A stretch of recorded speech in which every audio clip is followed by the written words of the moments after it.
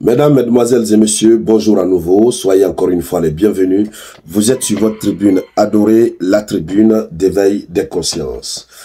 Alors, dès que vous êtes là, commencez par mettre les cœurs et partagez cette vidéoconférence au maximum. Ce matin du 24 avril 2024, donc mercredi 24 avril 2024, nous parlons de cette position que l'Allemagne commence à adopter et à travers le président d'association d'État d'Allemagne contre l'Ukraine. C'est une position que personnellement je ne suis pas en train de comprendre et une position sur laquelle je voudrais évidemment avoir votre avis. Alors, le président d'association d'État, de l'association d'État d'Allemagne fait une déclaration. Et cette déclaration, c'est par rapport au niveau de migration excessif, n'est-ce pas, dans certaines régions. Alors, d'abord, avant d'aller sur sa déclaration, ce qu'il faut dire, c'est que l'Allemagne pense qu'elle reçoit plus de réfugiés ukrainiens sur son territoire que la France ne reçoit. Et donc, l'Allemagne, n'est-ce pas, a annoncé des restrictions sur sa capacité d'accepter le niveau de réfugiés en provenance de l'Ukraine. L'Allemagne se demande pourquoi est-ce que le pays reçoit plus de réfugiés ukrainiens par rapport à la France et à d'autres pays d'Europe, comme si l'Allemagne était le seul pays européen. Première question. Deuxième question, l'Allemagne croit qu'il faut restreindre, n'est-ce pas, l'acceptation de nouveaux réfugiés en provenance d'Ukraine. Vous ne trouvez pas cela paradoxal? C'est très paradoxal. Au même moment, ils encouragent le conflit en Ukraine. Au même moment, ils ne veulent pas recevoir, n'est-ce pas, les réfugiés ukrainiens. On va aller dans les profondeurs.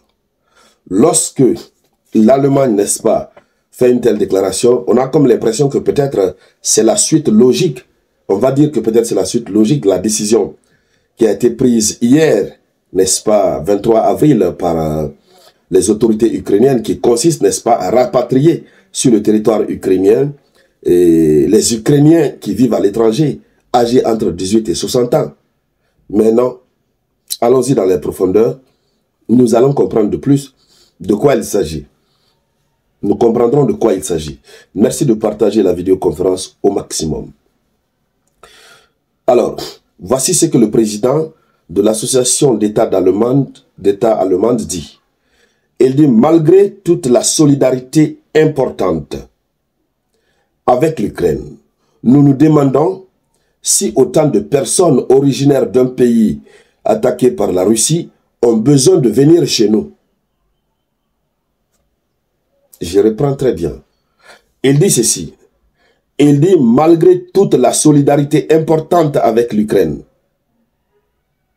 nous nous demandons si autant de personnes originaires d'un pays attaqué par la Russie ont besoin de venir chez nous. On va morceler, n'est-ce pas, cette première partie de sa déclaration, parce qu'il y a autre déclaration. Cette première partie, il dit, malgré toute la solidarité importante avec l'Ukraine. Autrement dit, le fait de donner de l'argent à l'Ukraine, le fait d'envoyer des armes à l'Ukraine et entre eux là-bas, qu'ils continuent à s'envoyer au repos éternel. Et est-ce que, voilà, en tout cas, on les aide à aller au repos éternel. Est-ce qu'ils ont besoin de venir encore chez eux en Allemagne? C'est ce que ça veut dire. C'est ce que ça veut dire. Malgré tout ce qu'on vous envoie, pour que vous puissiez vous mettre à l'aise là-bas dans le cadre éternel, est-ce que vous avez encore besoin de venir chez nous? C'est ce que ça veut dire. C'est ce que ça veut dire. Vous voyez une telle déclaration.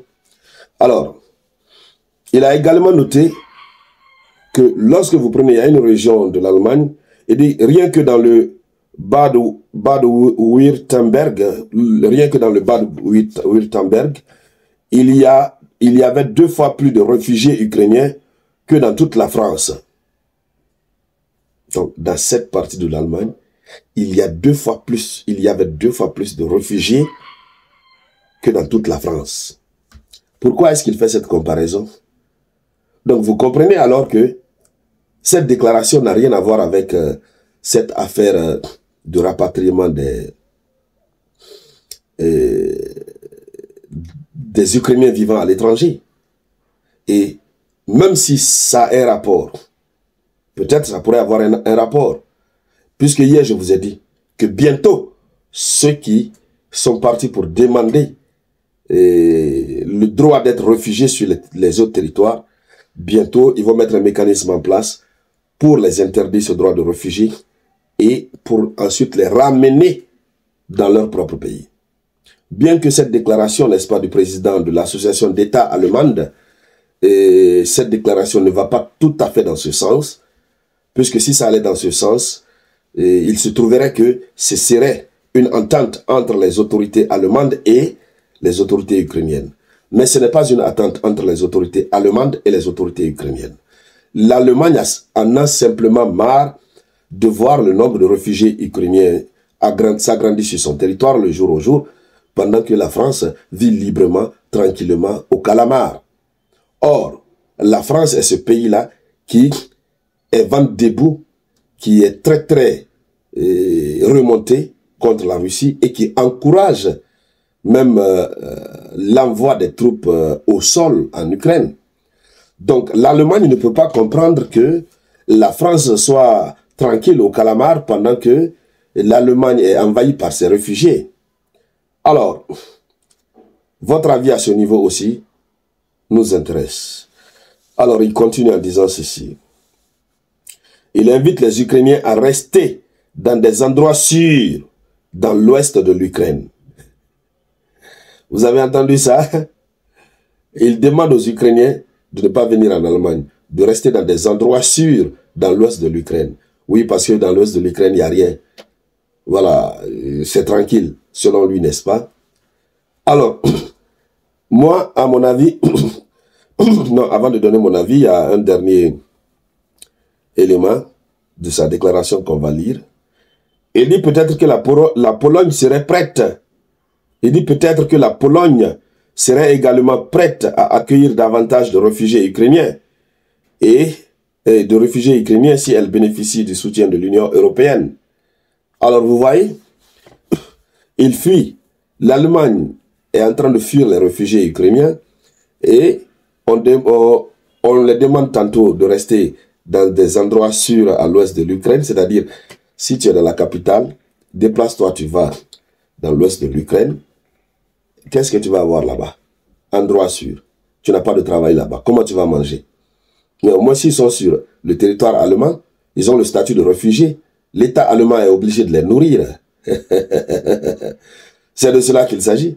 Donc, à côté de cela, il demande à ceux que, n'est-ce pas, la Pologne aussi puisse récupérer quelques réfugiés. Et le tout passe par quoi? Par le soutien de l'Union européenne. Si ces réfugiés bénéficient du soutien de l'Union européenne, la Pologne va accueillir des réfugiés. Donc vous voyez, mesdames, mesdemoiselles et messieurs, vous voyez ce qui est en train de se passer. En réalité, mon avis sur cette question, c'est que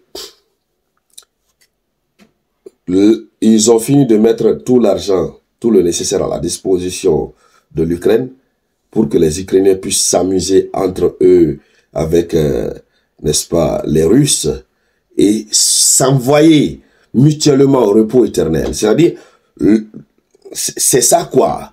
C'est ça la ligne qu'ils doivent suivre. Il n'en est pas question qu'ils abandonnent le chemin qui conduit au repos, voilà, et puis venir s'installer chez eux. C'est pas la mission là qu'on les a confiée. La mission qu'on les a confiée, voilà, c'est l'éternité. Ils doivent y aller. Ils ne doivent pas venir être des réfugiés. Parce que quand ils viennent devenir des réfugiés, bon, ils vont gêner les autres. Ils ont des cultures auxquelles les autres ne sont pas habitués. Ils ont des manières de vivre auxquelles les autres ne sont pas habitués. Donc, la société, leur société risque de connaître des modifications, des changements, etc., etc. Voici toute l'idée. Alors donc, voici la vraie face des Occidentaux. Je vous dis ici, c'est la tribune d'éveil des consciences.